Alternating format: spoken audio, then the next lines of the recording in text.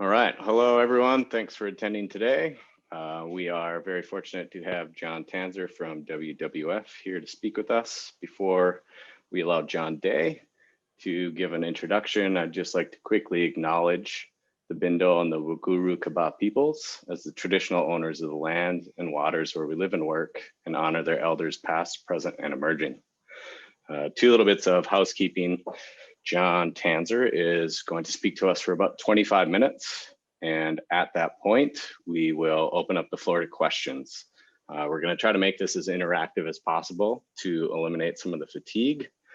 And in that regard, if you have any questions while John is talking, feel free to put them into the chat box. I am happy to read them out or moderate at the end. Otherwise, we'll also allow people to unmute themselves at question time to ask John questions. So without further delay, over to you, John Day, to give a warm introduction for John. So John Tanzer over his career has worked in a number of natural resource management and policy areas, particularly in the marine and coastal realms. John trained in geography and economics, completing his honours degree at JCU in 1980. He also holds a master's degree from ANU in environmental law. I first met John when we were both employed as park management officers at Gabrompa in 86-87. John left Gabrompa after a couple of years and went on to a diverse range of positions, including working for the European Union in Brussels, and then as a ministerial advisor with the federal government in Canberra, and subsequently with the Queensland government. In 1994, John was appointed as the inaugural CEO and chair of the Queensland Fisheries Management Authority, QFMA. QFMA was responsible, or is responsible, for all fisheries in Queensland up into the Torres Strait and the Gulf of Carpentaria. So that was a challenging task, including all the trawl fisheries, so things like prawns, bugs and scallops, the line fisheries, the net fisheries, the commercial crab fisheries, all the harvest fisheries, so tropical rock lobster, sea cucumber, aquarium fish, trochus, etc., as well as all the recreational and the traditional fisheries. In 1998, John rejoined Gabrompa, but this time his appointment was as an executive director. John served as executive director and as acting chairman for 10 years. And his many accomplishments included leading the Commonwealth negotiations to develop the East Coast Trawl Plan and the reef line fishery. John was also the executive director throughout the representative areas program or rezoning of the marine park. As the responsible executive director, John, along with the CEO, Virginia Chadwick, provided the leadership that helped ensure the success of the RAP rezoning.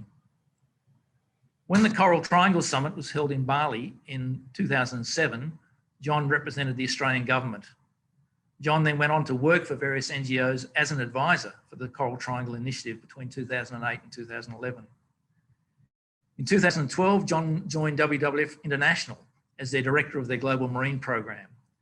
And in 2016, he was appointed as their global oceans leader. Since then, John's responsibilities included a wide range of things: development and implementation of the global ocean strategy with a focus on fisheries, sustainable development and inclusive conservation, and the blue economy. So John remains passionate about marine conservation while ensuring ecosystem services for a wide range of people. So we look forward to his presentation. Thanks, John. Over to you. Thanks very much, John. Let me, I'll just put this onto slide view, I hope. Yeah, thanks very much, Brock and John, and let me also acknowledge the traditional owners, the Bindal and Wulgurukaba people. Very pleased to be with you here today and to see so many names there that are familiar. Looking forward to the discussion, and I really do hope that we have a good wide-ranging discussion. To do that, I am going to sort of go through the PowerPoint that I have at a bit of a gallop. I want to though just stand back for a moment and identify what's happening at Oceans conservation writ large, and then talk a little bit about WWF's ocean strategy before trying to set out what I hope will be a stimulating part of the discussion, the lessons learned or the big issues that I see that we need to address as a conservation community.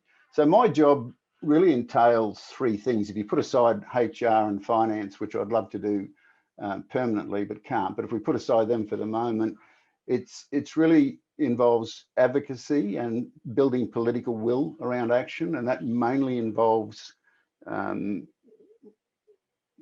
international forums and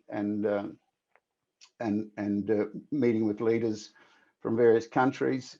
It involves fundraising and resource mobilization, which is probably about 25% of the job.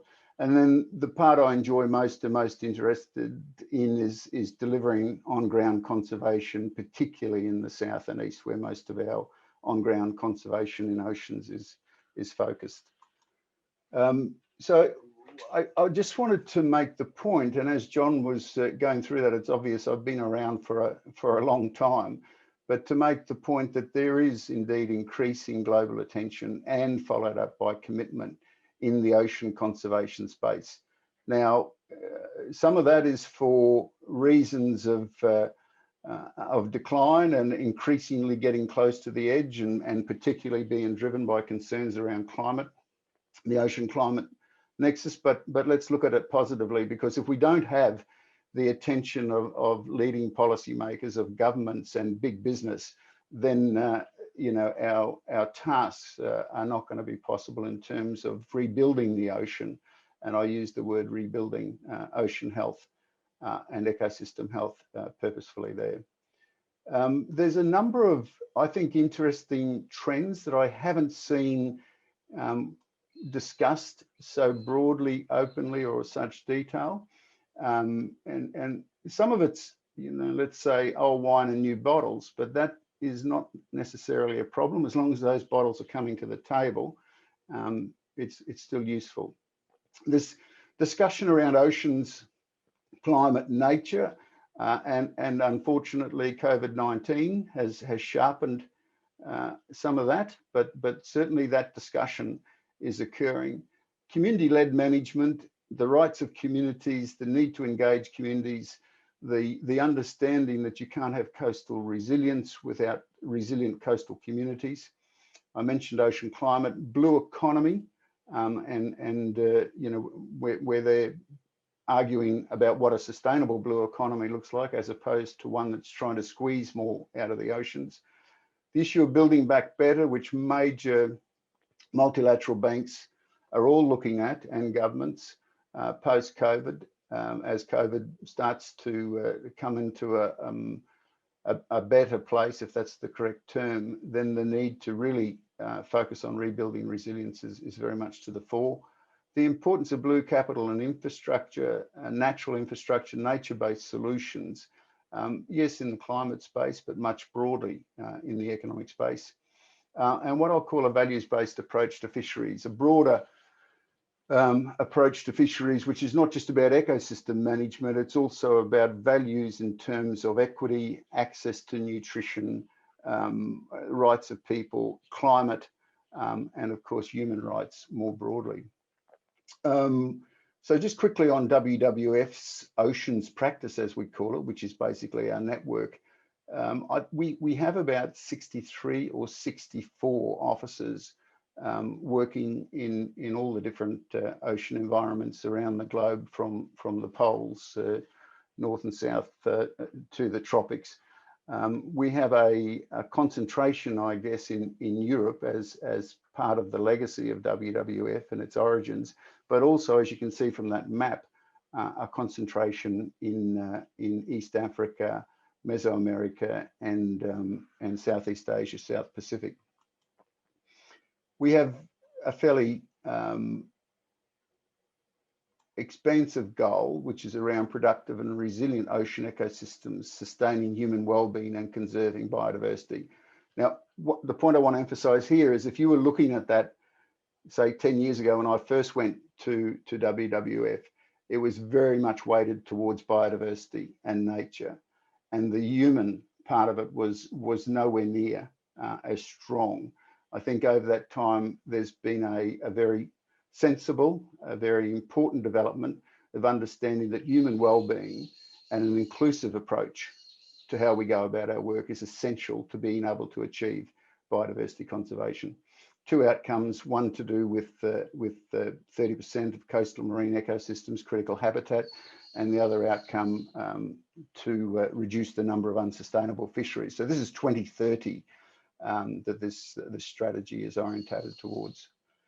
There's about 400, I'm going to say, experts in WWF's oceans practice, and they have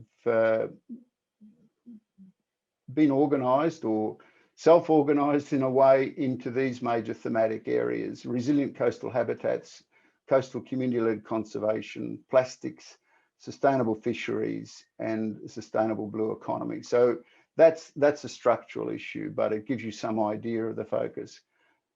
We then seek to develop what are called high impact initiatives, and pardon the jargon, but these, I think, are very interesting concepts that I strongly support. And that is, rather than spread ourselves too thin with very good intentions, but without the focus and the resources to really make a change, we're looking at developing and implementing initiatives that are disruptive, that are ambitious, that are targeted, and that attract support. Because if you can't attract support, political and financial, then you can't implement. And I'll talk a little bit today, but not for long, but about two. And that pipeline, that slide there shows the content and where we are. It's the ones that are in implementation stage now is coral reef rescue and accelerating community-led conservation and no plastics in nature. The others, which are most advanced, are listed there. Then you can see advanced concept and so forth. I'm sure you get the idea behind it. So just as I said, I just want to talk about two of our initiatives, these high impact initiatives. And the first is the Coral Reef Rescue Initiative, which is a partnership between ourselves, science, and development organisations. In this case, it's CARE International, and it's very much focused on a couple of things: making sure that the world is paying attention to the plight of coral reefs, and there's a lot of activity going on there. But then, basically, gathering the resources that we can to try and ensure that the protection of the most resilient and important source reefs. And this is the important part I want to make, the point I want to make, is that in those places where those reefs, those resilient important source reefs, would otherwise be lost due to local pressures. So we're in places where communities are asked to take on a stewardship, a custodian role. They're very dependent on those reefs, but they're also struggling with poverty being the overriding context, and empowerment. And so this initiative, which has been successful in raising considerable funds and interest, now is really focused on going in and saving, if you like, those most important reefs so that they can act to regenerate other reefs. So it's really about supporting the resilience of those areas so that they can regenerate surrounding reefs. And it's also very focused on doing that through communities, empowering communities, helping communities to build their capacity. I mean, we've had so many meetings in my career where we talk about who should do what on coral reefs, and then, you know, sign documents or communiques, but paying no attention to the fact that the communities that are on the front line are really grappling with issues to do with putting food on the table, with obtaining some income, their health, the education of their children, security in many cases. And so it's, you know, there's been this great disconnect to my mind in conservation where we set high standards and high goals in faraway places, and the communities then asked to do what's impossible. And we must move resources and support to those communities if we expect them to carry out that role. The second one is a related one, but it's different, and it's called Accelerating Coastal Community-Led Conservation. It's we started this as a concept rather than an initiative, but such was the interest, both within WWF. I think we had 35 officers put their hand up to be actively involved in this around the globe, but also with partners to build a movement, which is really what this is about. It's to build a movement to take the good work that's being done with local communities by many organisations, by Blue Ventures, by WCS, by TNC and others, but to take that good work and how do we take it to scale? Much as agriculture years ago took to scale innovations and learnings and knowledge in production there, how do we build scale in terms of empowerment and delivery of community-led coastal conservation, so that we're not just dealing on a place-by-place basis, we're creating a movement, we're attracting the investment and delivering real change. So, and as I said, that's been very gathered a lot of interest from partners. Partnerships are something that if you were unfortunate enough to hear me speak many times, you would hear me repeat. I'm of very strong belief that it's fundamental. If we're going to deliver conservation at scale, then competition between institutions, between NGOs, between researchers has to stop. I mean, it's really, and business, you know, taught us this, and if we'd paid attention for a long time, the way to deliver impact is through partnerships. So we're very committed to that. Okay, so that's a sort of quick run, and I apologise again. I'm happy to make the slides available if people are interested, but I've been asked to try and stimulate a bit of discussion by making some observations about what are some of the big issues I've learned from right back when I did my honours degree at JCU and went off to work in the sugar industry, then down to Canberra and all the things that John mentioned. So probably the most fundamental thing, and in some ways it's like stating the bleeding obvious, but it's only now coming into vogue, and we've lost a lot of time, is that conservation is really about people. It's about their needs, it's about their aspirations, and it's about their place. And if it's not about those things, then it's politically marginal. And if it's politically marginal, then it's irrelevant. So as John mentioned, I spent a few stints, I think 3 stints working in politics as a ministerial advisor, always in the area of natural resource management. And I realized that politics is something that you can't opt out of. It's not something that you can put aside. Politics and economics is about how our society decides on its priorities and how it determines the allocation of resources and what matter and what doesn't matter, what gets attention. So I'm a great believer in seeing conservation very much through the political lens and understanding what the drivers and the constraints are. Strong science definitely underpins good policy and management. You'd expect me to say that. However, just let me put a couple of caveats in that. I learned a long time ago, back when I was doing even my honours thesis, that local knowledge and local understanding and history matter. And you can spend a lot of time catching data, or you can talk to people who live there in that place and they'll tell you what you're trying to know. The other thing that I'd say is that too often science is used as a holding pattern for making decisions. It's a great excuse. Oh, we're doing more research. No need to take action on that particular water quality issue there. We're going to do more research on that. Oh, everyone, takes a sigh of relief and okay, we're doing research. And to an extent, we're all complicit in that. And I think we need to be alert to it, and we need to push back on that. Science is not meant to be a holding pattern. But of course, facts do matter. And the big breakthroughs that I've been involved in, I should rephrase that. The biggest successes that I've seen in policy and management have been based on good science, solid science, but they have not waited for perfect information and perfect knowledge. Now, I mentioned politics before, but you cannot manage what you cannot measure. People say that, but I know for sure that you cannot manage what is not valued.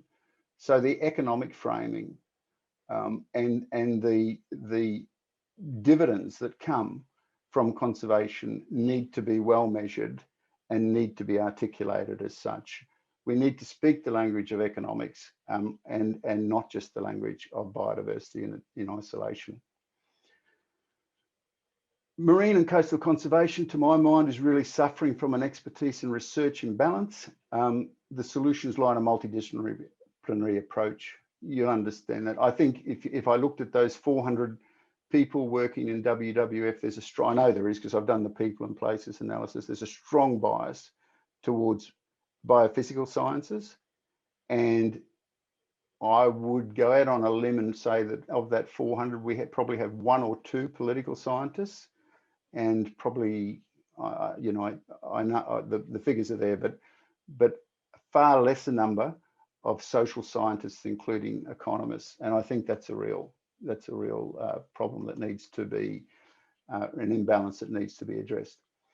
I want to get a little bit more detailed and say that with MPAs, which is a matter near to my heart, that I've watched this debate for 30 years. It's one of the most frustrating debates that I've seen. I think the conservation movement, by allowing itself to talk about MPAs in terms of biodiversity or special places or awesome places, has really dealt itself out of the game. And we need to get much better at portraying and talking about MPAs and measuring their impact as building blocks for sustainable development, for sustaining fisheries, for sustaining coastal communities in terms of coastal protection, for tourism, but really showing how MPAs pay their way. This is critical. And this issue of MPAs have got nothing to do with fisheries. That the damage that has done over the years is incalculable, absolutely incalculable. Policymakers, managers, researchers, I think we need expert brokers. I've always thought this for a long time, and they don't have to be from one or the other. To a certain extent, they exist, but they're few and far between. And they need to be able to bridge the cultures and understand the drivers, but certainly speak a common language. And I used to think that, you know, growing up people would just get together and sort out priorities and what's needed. But I think that was naive on my part. I really do believe there's a role for brokers between managers to help managers articulate what their needs are and communicate well to researchers. I need to push on, I'm mindful, but the Coral Triangle Initiative, I just want to make a point here because it's an area that I got very interested in, very invested in, and worked for TNC and for the Australian government, and then for WWF. After that, it started with much enthusiasm, much energy, and as I look back on it, and it's still going, it still has a pulse, and it's still got promise, and it still provides good framing, and it's raised a lot of attention and focus for that incredibly important part of the world, the Coral Triangle. But it really showed to me that NGOs and researchers too, and anyhow, let's just talk about NGOs more broadly, can be very naive and went into that situation where issues of food security, issues of poverty, issues of public health, education throughout the Coral Triangle countries, varies from country to country, but is pretty consistent throughout. That if we went in talking about biodiversity and the wonder of biodiversity and the complexity, that everyone, political leaders would all say, wow, we've got to protect this, so let's get on and do that. And of course, what it shows writ large is that good intentions, green agendas are not enough if they don't align and pay attention and be responsive to the day-to-day needs and aspirations of people and the political context in which they exist. I think I just want to say Australia is a funny place, I reckon, in many ways when it comes to civil society. I've been, you know, lucky in this job to live in Switzerland, to work a lot in Germany and France and the UK and those places for WWF.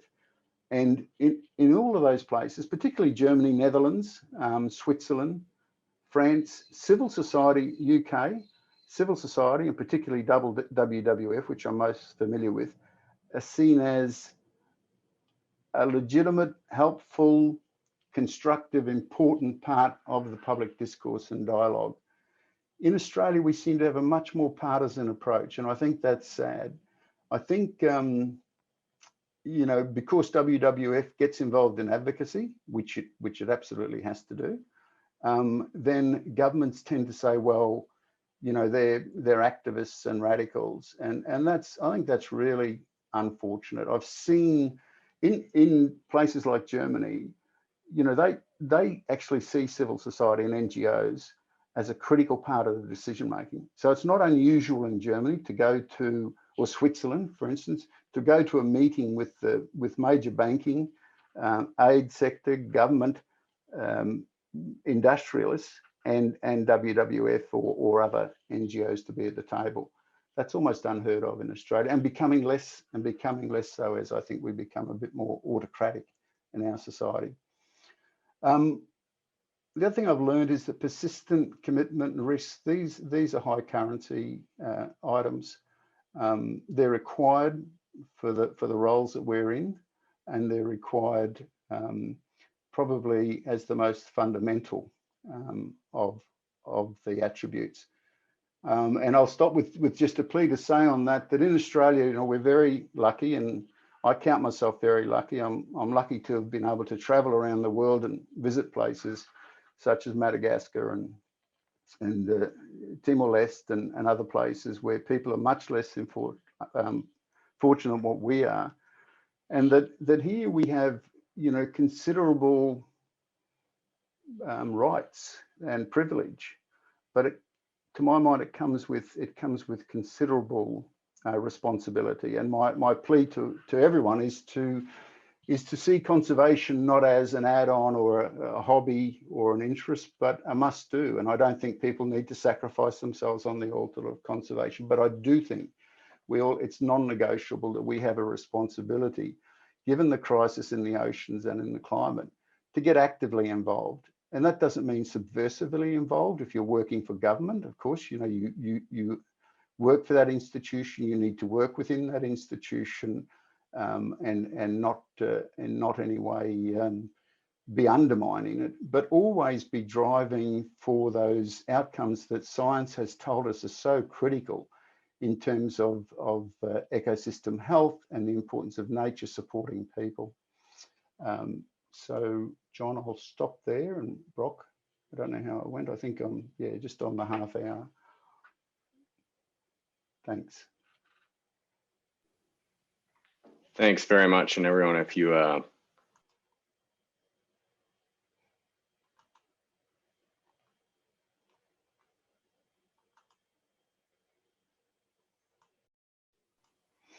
just think I just muted you then, Brock. That wasn't intentional. There's been times when I wish, there was times when I wish I could, but that wasn't one of them. I'll take that as a hint. But basically, John, thanks so much for the talk. Everyone, please join me in thanking him and start serving up questions. I'm going to ask one straight off the bat, and then we'll open up the floor. So first question is, a colleague who is a conservation scientist said that conservation is 98% politics, 1% science, and 1% good luck. Firstly, what's your view on these relative priorities? And secondly, what other factors might also play a role in effective conservation and resource management? Look, I think those, I'd rather than think of them as, you know, percentage blocks, and they're more themes that intertwine and merge and converge, and certainly I wouldn't think that it's 99% politics. I mean, although politics, as I said, is how we organise ourselves. If you stand back and look at it. The politics, you know, and I made the point, is certainly important. And people in Australia, we have, as I said, this partisan sort of view that politics is about, you know, party politics or left and right or centre and centre left, or and that's I think that sort of increasing partisan view is really unfortunate. I mean, politics should really be the battle of ideas and concepts, and there it is important. Science is so important. As I said, facts matter, and you know, so it's not to be underestimated. Bit of luck sometimes, as I always say. You know, when a gap opens up, you should go through it, not circle round, overthinking why the gap opened up. That's important. But I think, you know, there's another item in all this, which is people's interest, and maybe that comes under politics. But you know, I talked about local knowledge, but it's more than that. It's people, you know, sense of place, and you know, I think we've not paid due regard or respect to that in terms of the traditional owners, certainly in Australia, and Indigenous communities more broadly around the world. So I don't know how that quite fits into the trifecta there, but I think it's worthwhile pointing out that conservation is also about interests. It's about people's interests, and to my mind, in the developing world, where we have the greatest attrition between biodiversity and development, it's often about the most vulnerable interests, and we need to incorporate those into our solutions. Thanks for that. Got another couple of questions in the chat box I'll read out to you. And these two are kind of interrelated, so if you overlap a bit, I apologize. But how do the priorities differ in a developing country compared to a developed country like Australia? And then there's another question that's a bit more focused on Australia about how NGOs can be more involved in decision making. And do you think there's, you know, changes in formal governance structures that need to occur, or is it a political culture issue? Yeah, thanks. Look, I think conservation does. I mean, it's simple to divide the world into developed and developing. It's of course a continuum with all sorts of systems and contexts at play there, and context does matter in this. But my view is that conservation, NGO conservation in the developed world, should be much more about advocacy, where governments and communities have the capacity, the knowledge, the empowerment to better look after nature and make more equitable decisions. Then NGOs' job is about advocating for those outcomes, for instance, on action on climate change. When you're in the developing world, and when people's options are often much more constrained by poverty, then I think civil society, NGOs, have got a real job and responsibility to bring resources to the south and east, to work with communities, to support communities and governments in those places. So it's much more a facilitating sustainable development approach on the ground, and that'd be the way I'd look at it, and the way I do think about it in terms of my role. In terms of Australia and how can civil society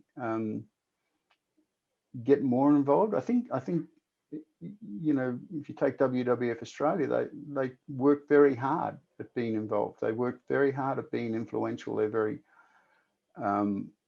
you know, dedicated and smart, intelligent how they go about it.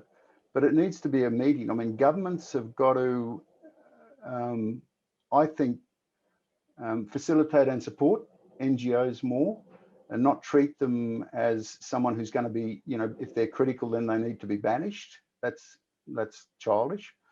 And for business as well, I think business to see that partnerships with civil society can help them along their journey to greater sustainability as well. Thanks. Thank you. There's more questions rolling in, so I'll just keep reading them out too, if that's all right with you, John. Sure. Yeah. So what changes did WWF have to navigate when they reoriented towards a focus on well-being and inclusivity? And do you think it required a cultural change or a tap into wider shifts in the conservation landscape? Yeah, absolutely. I think you know, it is about culture. It is about cultural change. It's about a journey of understanding that impact is not simply about your values or your will or your leanings being imposed, or telling people what they're doing wrong, or what they need to do to get back on track, but to one which is much more what I'll call inclusive, and much more listening and about empowering. And that is a journey. And I think it's been a privilege for me to be able to work in places with communities that are really struggling with poverty, because they've taught me so much. But I always say to my colleagues, you need to go and share some of that, because we need to make that journey. So I think WWF's working hard at it. If I go back to 2012 when I first started, there was those that were working in many places understood that. The voice from the South has got stronger in the organisation, which I think is good. But all the bingos, the big NGOs, I think have realised that the way to deliver conservation, so it's a functional issue as much, is through working with local communities and empowering communities and governments and businesses in the South. Okay, great. What lessons or wisdom do you have on how partners that traditionally hold different mandates, for example, CARE and WWF, how can they work productively together? So we do, it's that Chinese saying, if you're going to cross a fast flowing stream, you should do it, one stone at a time. And it should be easier for development NGOs and conservation NGOs to come together. But the whole sustainable development space, it's a new approach. It's the right approach in my mind. We're working closely with CARE, as I pointed out, in relation to both those initiatives I talked about, coral reef rescue and community-led coastal conservation. And we're learning a great deal from them. There's other NGOs, and I'd mentioned Blue Ventures here, who have actually straddled both those worlds, and I think that's where eventually WWF will need to get to as well. Not taking its eye off the ball in terms of the importance of nature and what nature provides, but getting much better at understanding the development side of things. So it's a journey, but I enjoy working with the folks at CARE. I learn a lot from them. Okay, great, thanks. Questions keep rolling in, so I'm just going to keep firing away at you. So this one is more about the expert brokers, and it comes from Darren. And it's, thanks, John, very informative. Aside from desirable traits of persistence, commitment, and risk-taking, you identified the expertise or the need for expert brokers. Do you think there's any sort of mandatory background or expertise that they need to have to communicate and align with policymakers, managers, and researchers? I actually thought about this a bit when I was saying it, because, but no, I think they can come from a management background, or they can come from a policy background or a science background. I think it would be good if they've had, some time in science and research. I think that's helpful. But the skills that they need are much more about putting deals together and communicating across cultures and negotiation and arbitration skills, and they are skills, and so I think it is a specialist field, and one that we've really underestimated. We think, if you just throw everyone in a room together, they'll sort it out. Strong-willed, intelligent people, short on money, what could possibly go wrong? So it does, and I think that those. So it's more about. I think it's more about personality traits and learnings in those areas of negotiation skills, listening skills, and communication. Yeah, and just a question of mine, I guess, is when you speak about these expert brokers, the question that came to my mind was, where would these people sit? Do you see them sitting in NGOs? Do you see them sitting as outside consultants? Like, are they philanthropic organizations, perhaps? Yeah, it's a good question. I think institutes, I'm a big fan of institutes and in universities which take on that role of developing solutions, if you like. So not just, looking at the science, as important as that is, but solution oriented. Those sort of houses or tents, I think are very valuable. They've been hard to get going. I mean, I take some direction from a bloke called Peter Cullen, who was a freshwater ecologist, and became very successful. Some of you may know him, but he passed away a little while, some time ago. But Peter used to talk very expertly about this, and he was in the, I think it was a CRC at the time, and freshwater CRC, but he performed that role just because he had those traits. Palladium, which are a private company, Australian originally, but now Dubai based, they are trying to develop this role in what they call, shared value, which is how do you bring people who have got similar interests and intent, but different cultures together, and they've been doing a lot of work, and I know that there's been a lot of work going on at Harvard. But I think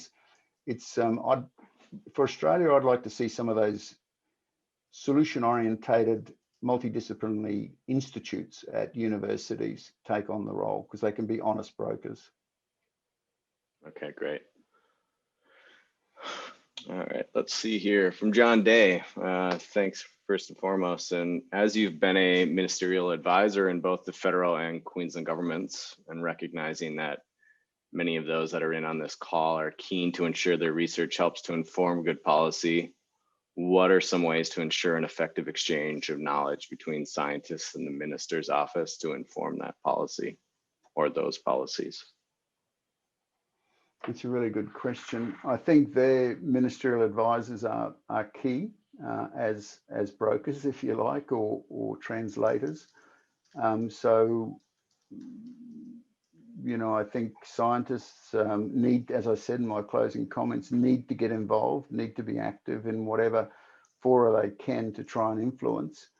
And if they come wearing the hat, such as head of the Centre of Excellence, for instance, then having a relationship with the ministerial advisors in an office, in a minister's office, is important.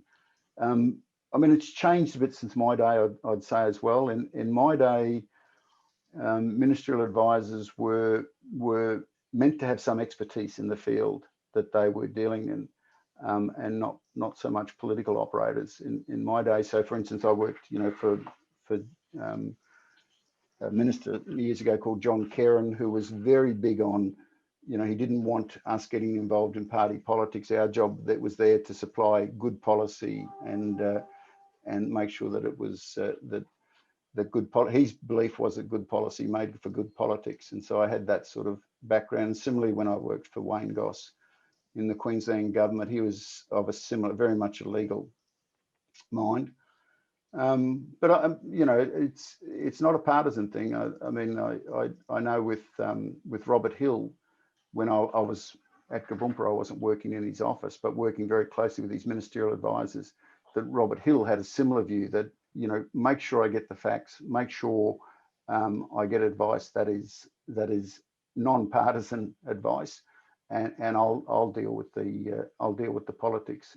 David Kemp was the same. So it's more an approach, I think, but certainly engaging with ministerial advisors is important for those that are trying to influence policy. Okay, great. Thanks. One more quick follow-on question with the engaging with ministerial advisors. If you're not the director of the center, how would you go about doing it? Or how would you learn how to move in those circles if perhaps you were, a mid-career or an early career researcher that's looking to try to get into that or to understand the landscape? Well, I think then it's more difficult unless you're prepared to, join some organization or a party. I mean, political parties have policy committees, environment policy committees in particular. I think they're always looking for people to get actively involved in those, whichever party it is, and that is one way. I mean, again, I try to not be too judgmental about people's politics. What I like to see is people getting involved, that's you know, I often say, you know, to my daughter, I don't really care how she votes that much, and I don't want to know, but I want her to get involved and listen and form views, and you know, that's important. I think that if you really want to be influential, then you know, you need to join an organisation. It might not be a political party. It might be a local activist group or the likes, and channel it through that way. I mean, random conversations can happen, but it's a very haphazard way of trying to go about it. Mm-hmm. Okay, one more question from the chat box, and then I will stop reading questions and allow people to unmute themselves, because I'm sure people are holding off until they can. So from Stacy Beerwagon, thank you. Oftentimes, once a policy is in place, it's incredibly difficult to reverse, which in her opinion can make researchers hesitant to communicate towards conservation and policy.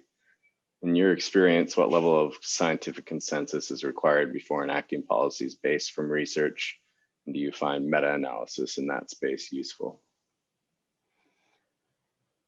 I know what doesn't work, and that's a lack of consensus in the scientific community. That frustrates policymakers. So, you know, having scientists sparring,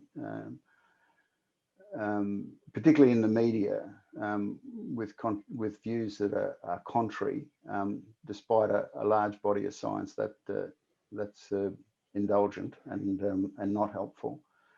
You know, I mean, it's the more consensus, the more data and analysis that you have, the better it is. And yeah, I mean, politicians are reluctant to turn around policy settings, but there is due process that can go through. And as I'd said, this, you know, the more solid the science, mixed with a bit of risk,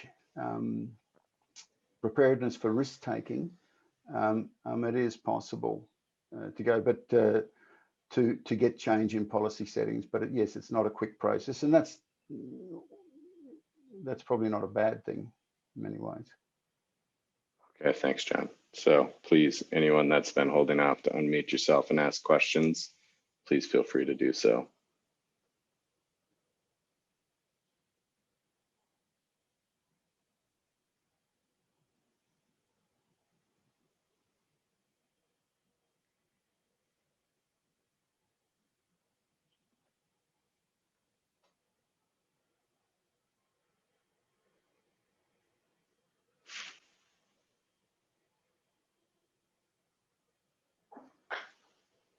And perhaps nobody can unmute themselves, or we've answered all the questions.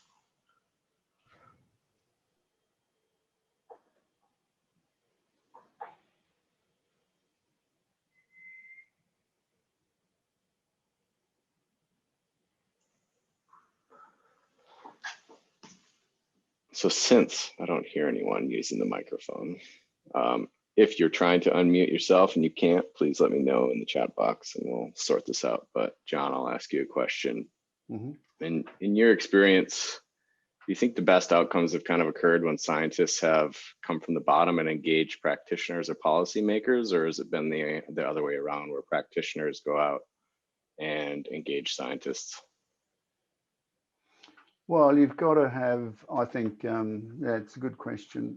I mean, it can work both ways. I mean, if I just talk about the rezoning, then you had that framework, the rezoning of the GBR, which relied heavily on scientific input. It also relied on scientists joining in the advocacy work around it, and the you know, the political engagement around it. And you know, of course, people like Terry, Hugh Possingham, Bruce Mapston,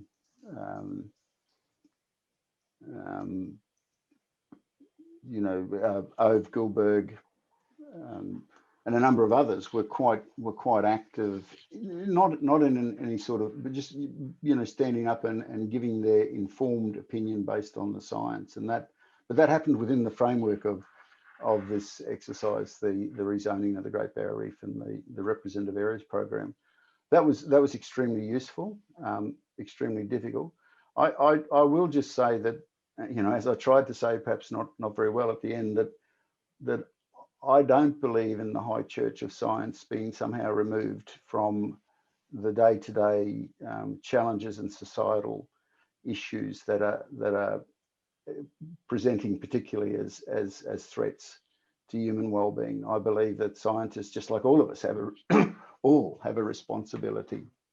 Scientists, perhaps more than any others, from a position of knowledge and strength, to be involved in those public debates and to put forward their informed views in support of action to address you know, problems to do with oceans and climate and coral reefs and food security and livelihoods.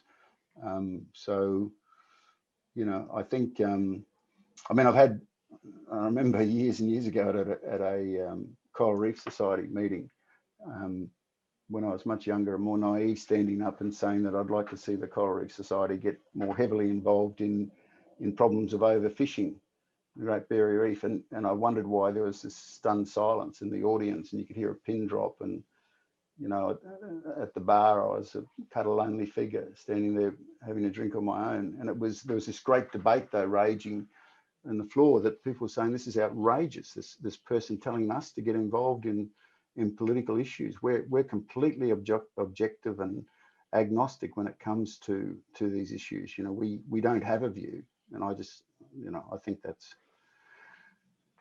indulgent, naive, and basically untrue.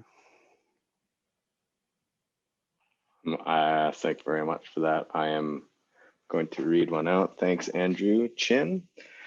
He says he remembers that meeting. And do you think scientists are engaging more? Is the needle moving, or is it still remaining the same? Hi, Andrew. Good to know. Good to see you. I hear you. Look, I think it is changing, but it's being countered a bit by some of the punishment that gets meted out if you. And I'm talking about scientists who are talking from a position of strength and speaking from a scientifically informed position. Let me, you know, rather than sort of rumors and innuendo and sort of biases, but really speaking from a position of scientific authority. Look, I think it is getting better, and you know, the work that you guys have been doing on sharks and rays, for instance, and some of the statements I've seen that you've been making there based on science, it's really important and helpful. But it's, as I said, it's being countered a bit by a fairly intimidatory response, quite often out of power, and particularly when that relates to funding, and I find that distasteful and awful. As you know, we find all sorts of bullying distasteful and awful, but when that happens and it's meant to mute or frighten off people speaking from a position of information and strength, then that's not a good thing for society. Okay, we'll pivot with another question that comes a bit back probably to some of this partnership making conversation that you've spoken about, and the idea of scaling up. Could you talk about what you think the solutions are to scaling up community-based or co-management approaches? One of the things I saw was just that it seems all the different NGOs have their own programs, and they have a certain funding cycle, and they go on and they do it, and it's mission accomplished, and then they're out, and then the communities are kind of left behind. So how can we as a community address that? And I'm sure that's a problem that you're considering as well. Yeah, I think, you know, when we got people together and spoke frankly about that very issue, that, you know, all of us operating separately in isolated sites without any great network, you know, it's not working. I remember when I was with TNC and we had our program reviewed, I think it was particularly the Solomons, but Solomons PNG, I think, as well. And the reviewer came back and said, look, you're doing great work, you guys, and in these, you know, sites, 4 or 5 sites, and it's, you know, it's terrific. In about 150 years, you'll be able to see what difference, you know, you'll be able to, you know, measure the difference you've made which was very sobering and but true. You know, I mean, not that the work wasn't good, but it needs to move to scale. So I think that, and all NGOs and institutions working in that space understand that. So we've tried to look at it in terms of, you know, how do we move to scale? And there's three aspects to it. We call it, you know, scaling up, scaling deep, and scaling out. But helping communities form a movement and a network where they inform each other with their learnings, and sharing of knowledge, and that goes for partners as well who are in there supporting.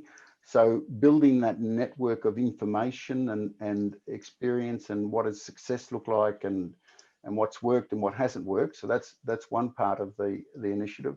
Another part of the initiative is really working on advocacy to scale up with governments to get them to understand that small scale fisheries and the economic activities of local communities are really important. They might not be appearing in national accounts, but they're extremely significant in terms of human well-being. So let's get in place policy arrangements to do with fisheries management or coastal management or access to finance or gender equity, which recognize that and help it. And then scaling deep is really about capacity building. It's really about, let's have a concerted effort to make sure that we help communities develop the capacity that they need in terms of empowerment and also in terms of skills, resources, and attributes. So it's broken down into those three large parts, and I'm a bit surprised really that it's taken us so long to get to that. But anyhow, you know, we're there now, and there's a lot of enthusiasm, and I'm pleased to say that we're getting support out of a private donor on that, who sees the benefit of the movement and the scaling up, and also the Swiss Development Agency. Oh, that's great news. We've got a question from Alana Gresh here. Hi, John. What do you think the key challenges for management of the Great Barrier Reef are going forward, local versus national versus global? Hi, Alana. Well, you know, I mean, it's sort of easy in some ways, but you might not agree with me. But internationally and nationally, it's climate change. I mean, we have got to, if we're going to save parts of the reef, because we've already lost so much of it, we're going to save the heart and lungs of the reef. Let's put it that way, the vital organs. We can still do that, but we've got to cut greenhouse gas emissions. We've got to slow dramatically climate change and turn it around. And that's, you know, that's a matter of political will, and there's others far better able to talk about it. But we're very focused on COP26 coming up in Glasgow, WWF, about commitments. From the oceans perspective, we're really trying to make the point around how valuable and important nature-based solutions are in this space, and far better to have prevention rather than have to go to cure, but we need both. So that would be the national and international one, I guess. Water quality has, you know, always been a worry, and we've seen the report card come out yesterday. I mean, a worry is an understatement, but and showing that while there's some, you know, certainly there's good transparency now and good reporting, it seems, we know that this is going to be a long, hard road to turn this around, and that's where persistence is going to come into it. Transparency, persistence, commitment. But that's critically important, because, you know, the loss of the inshore reefs in particular has happened in a lifetime. Much of it south of Cooktown. So it's a really incredibly important issue. And then fishing. You know, as someone from North Queensland, whose, you know, grandfather was a fisherman, and my father was an active recreational fisherman. I've fished there my whole life.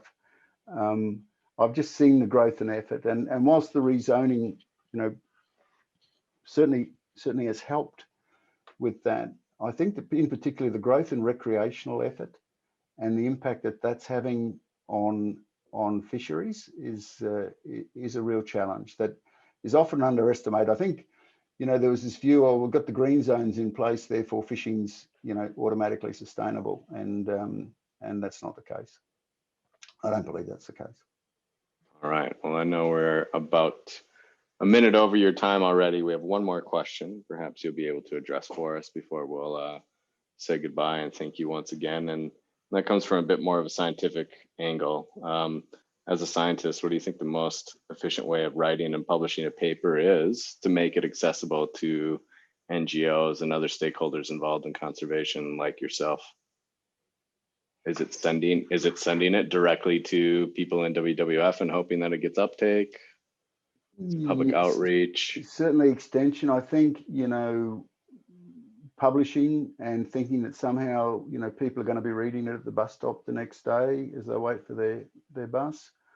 That, which seems to be, you know, pretty much a model, that doesn't work very well in my experience. So it does need outreach. I mean, obviously, if you're getting into science and nature, then that comes up on the radar pretty well. But you know, there's such a we're so information heavy and thirsting for knowledge.